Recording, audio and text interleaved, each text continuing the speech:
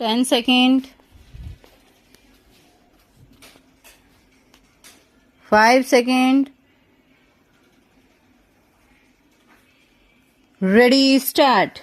समाज की आदर्श व्यवस्था वह नहीं है जिसमें प्रत्येक व्यक्ति को संपत्ति का समान भाग मिलता है, बल्कि वे है जिसमें प्रत्येक व्यक्ति उसी अनुपात में धन का भागी होता है जिस अनुपात में वह सामान्य कोष भरता है। विराम।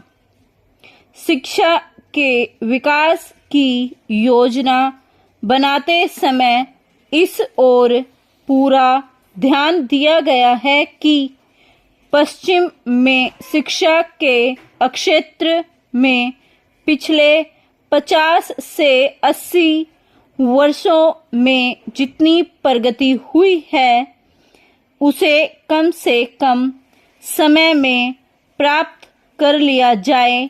पहली आवश्यकता यह समझी गई है कि प्रति व्यक्ति के पीछे शिक्षा का व्यय बढ़ाया जाए। विराम।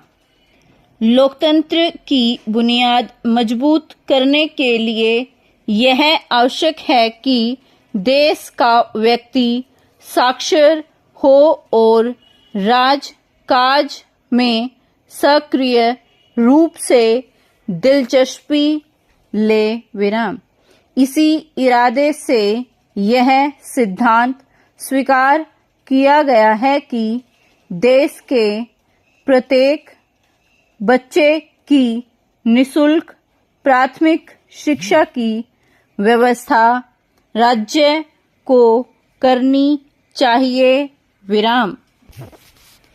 अनुभव प्राप्ति के लिए काफी कीमत चुकानी पड़ती है, परंतु इससे जो शिक्षा मिलती है वह अन्य किसी भी साधन द्वारा नहीं मिल सकती। विराम।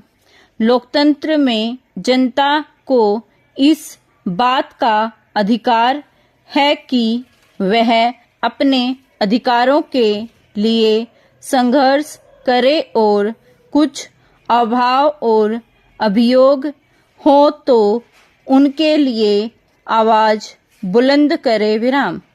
सच पूछा जाए तो लोकतंत्र का विकास ही इस बात में निहित है, किंतु इस अधिकार का यह अर्थ नहीं है कि वह पुलिस से मारपीट करे, अपनी न मानने वालों पर पथराव करे और सरकारी तथा जन संपत्ति को लूट और आगजनी का शिकार बनाए। विराम।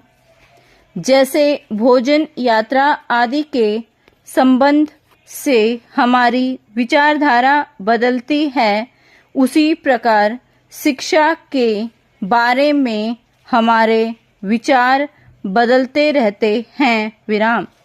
समय के साथ यह परिवर्तन होता रहता है और जनतंत्र में जहाँ व्यक्ति को स्वतंत्रता प्राप्त है यह होगा ही। विराम।